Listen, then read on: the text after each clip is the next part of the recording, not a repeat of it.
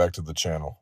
Today, I'll be discussing and going over the removal process for a Dell Latitude 3180 Y9KWX audio board / sound card component. First off, with the Dell Latitude 3180, it was introduced in 2017. It was designed primarily for students and educators, offering a durable, budget-friendly laptop build to withstand classroom use while providing reliable performance for everyday learning and productivity tasks. Next up, with the actual available ports, they have an individual HDMI port, 2 USB 3.1 Generation 1 ports, an individual USB 2.0, as well as a RJ45 Ethernet port, a headset jack, power adapter port, and a micro SD card reader. And here is what they look like on the actual unit itself.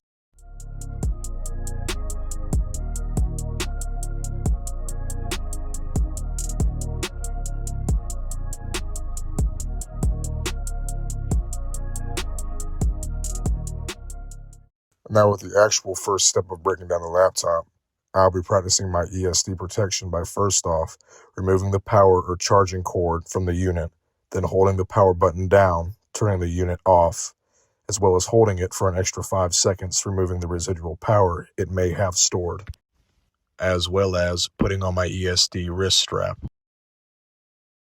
Now, with actually removing the back plate, I'm using a 25-in-1 precision screwdriver set.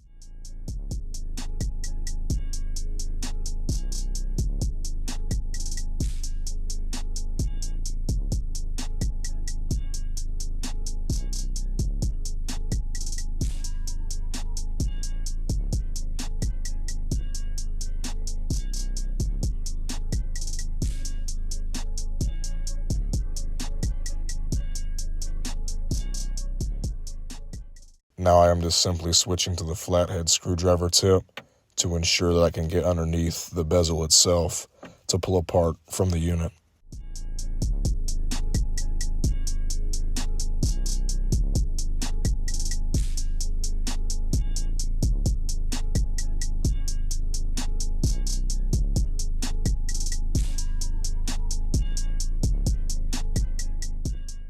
Now with the back plate removed, here are the main spec takeaways. Some of the few ones that I thought were interesting was the processor itself being an Intel Celeron N3350, which is a dual core, up to 2.4 gigahertz speed. Here is just an overhead shot of what the motherboard looks like. Moving on to the actual first piece I'm installing, I'm going to be removing the battery.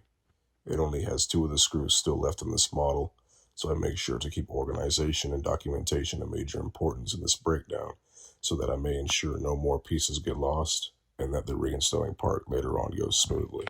Now, with all the screws out of the way, with the battery itself, it uses a 10-pin ZIF or zero insertion force connector that runs from the battery itself to the right of the ribbon that leads to the motherboard. The plug-in also has the word battery written on the motherboard, so it's a clear indication this is where it belongs. Now, with the battery itself, here are some fun facts I discovered while researching it. The battery type is a 3-cell lithium ion with a 42 watt-hour capacity. For the temperature, it changes safely between 0 and 50 degrees Celsius and discharges between 0 and 70 degrees Celsius, with the battery life lasting up to 9 hours of continuous web use on Wi-Fi. And this is just an up-close shot of the battery as well.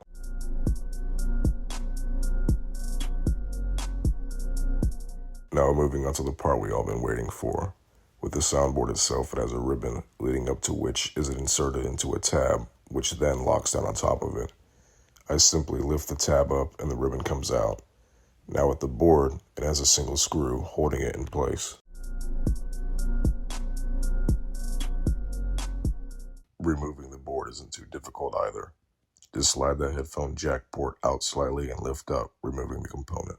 Here are some fun facts about the board as well. It uses a compact module handling audio output, input, and combo jack functions. It uses a Realtek AL-C3234 HD audio codec for clear and efficient sound, as well as a modular and replaceable via flex cable aiding easy maintenance.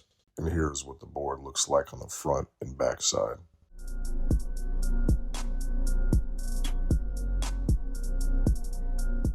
Now with the rest of the video, it is just going to be me reinstalling everything that I have previously removed, from the audio board, the battery, and finally the back plate.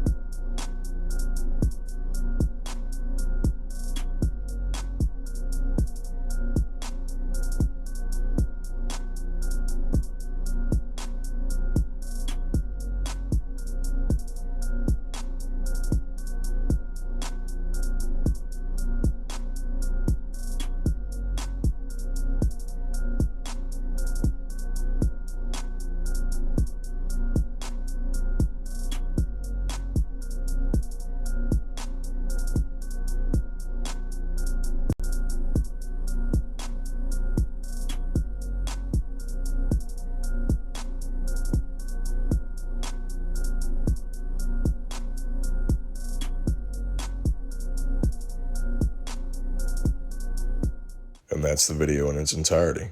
If you enjoyed, please feel free to give a like, as well as providing any feedback in the comment section down below. And if you did enjoy, please subscribe and follow for more. Nonetheless, thanks again for watching, and take care.